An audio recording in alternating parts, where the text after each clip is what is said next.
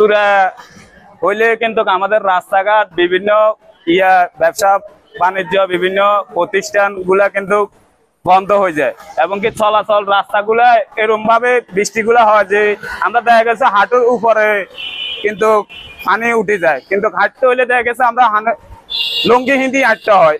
এরকম অবস্থা নোয়াখালী বন্যাতে আমাদের বিভিন্ন আপনার রোডে কিছু কিছু রোডে গেছে এক এক গর্ত বিভিন্ন আপনার চলার মতো কোনো ব্যবস্থা নাই।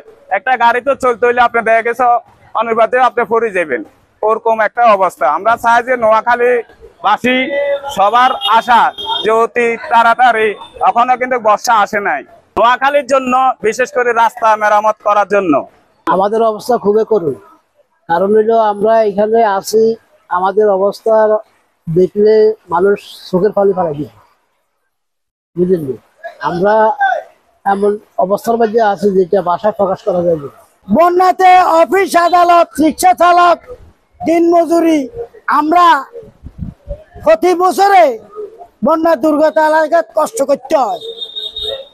ওই জন্য গতবার আগস্ট থেকে যে ভয়াবহ বন্যা হয়েছে, এবারে সম্ভবত আগাম বন্যা হওয়ার একটা আশঙ্কা আমরা করতেছি।